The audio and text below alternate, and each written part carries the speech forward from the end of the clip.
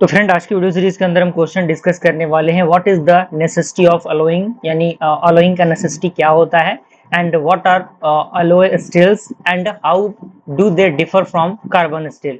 यानी alloy steel क्या है और ये कैसे डिफरेंट होता है कार्बन स्टील से। ओके, तो आइए स्टार्ट करते हैं। यहाँ पे सबसे पहला पॉइंट कह रहा है alloying is the process of adding one और more elements metals or non-metals to a base metal to enhance its mechanical, physical और chemical properties। यानी जो अलोइंग है एक प्रकार का प्रोसेस होता है जो ऐड करता है एक या एक से अधिक जो एलिमेंट्स होते हैं जो कि बेस मेटल से कैरी करते हैं और इनहेंस करते हैं अपने मैकेनिकल। तो ये उसके फिजिकल, मैकेनिकल और केमिकल प्रॉपर्टीज को इनहेंस करता है। अगला पॉइंट कह रहा है कि it is widely used in okay, और यहाँ पे कह रहा है कि ये जो वाइडली यूज्ड होते हैं मेटलर्जी के अंदर, जो टेलर करता है मटेरियल को एक स्पेसिफिक एप्लीकेशन के अकॉर्डिंग। अब यहाँ पे पॉइंट कह रहा है कि नेसेसिटी ऑफ अलोइंग, यानी अलोइंग का नेसेसिटी क्या होता है। तो यहाँ पे सबसे पहला पॉइंट है आपका इंप्रूव्ड स्ट्रेंथ एंड हार्डनेस, यानी ये क्या करता है, हार्डनेस और स्ट्रेंथ को इंप्रूव करता है। इसके अंदर पॉइंट क्या कह रहा है, तो यहाँ पे आपके सामने मेंशन किया गया है कि ये इंप्रूव करता है स्ट्रेंथ को और हार्डनेस को। एंड इसके अंदर कह रहा है कि alloying elements such as chromium, vanadium, manganese increase the strength and hardness of the metals.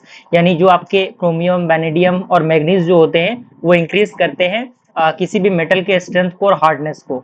अब यहाँ पे दूसरा पॉइंट कह रहा है कि इनहैंस्ड कोरोजन रेजिस्टेंस, यानी ये जो आपका अलोइंग है वो क्या करता है, कोरोजन रेजिस्टेंस को एनहांस करता है। तो इसके अंदर पॉइंट कह रहा है कि एलिमेंट्स लाइक निकल and chromium help resist oxidation and corrosion. यानी जो आपका एलिमेंट है जैसे कि निकल हो गया, क्रोमियम हो गया, वो मदद करता है रजिस्ट करने के लिए ऑक्सीडेशन को और कोरोजन को। ओके, और अगला पॉइंट है आपका बेटर डक्टिलिटी एंड टफनेस। यानी ये जो आपका अलोइंग है, अलोइंग का अगर हम यूज करेंगे तो जो डक्टिलिटी और टफनेस है वो बेहतर होगा। तो इसके अंदर पॉइंट कह रहा है कि alloying can improve the ductility, यानी जो अलोइंग होता है वो क्या कर सकता है, इंप्रूव कर सकता है डक्टिलिटी को और टफनेस को और किसी भी मेटल के। चौथा आपका पॉइंट कह रहा है कि इंप्रूव्ड वियर रेजिस्टेंस, यानी ये क्या करता है, वियर रेजिस्टेंस को इंप्रूव करता है। तो पॉइंट कह रहा है कि hard phases formed due to alloying improve resistance to wear and abrasion. Okay, पांचवा पॉइंट कह रहा है कि tailoring electrical and magnetic properties, यानी ये क्या करता है, इलेक्ट्रिकल और मैग्नेटिक प्रॉपर्टीज को क्या करता है, टेलर करता है।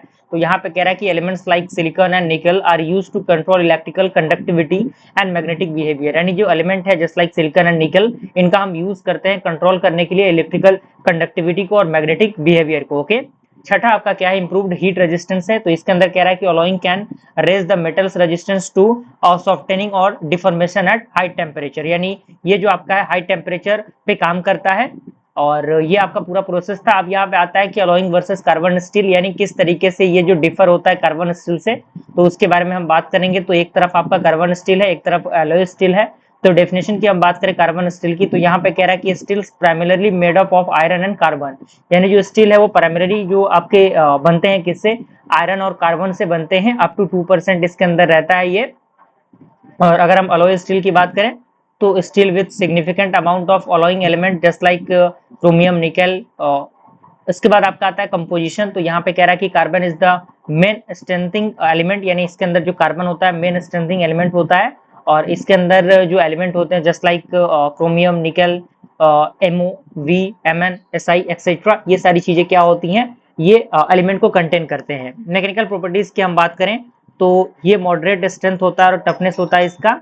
ओके, उसके बाद अगला पॉइंट कह रहा है कि enhanced strength, toughness, hardness and other properties. यानी ये क्या करता है, स्ट्रेंथ को इनहेंस करता है, टफनेस को इनहेंस करता है, हार्डनेस को इनहेंस करता है, और जो भी अदर प्रॉपर्टीज होती है उनको इनहेंस करने का काम करता है।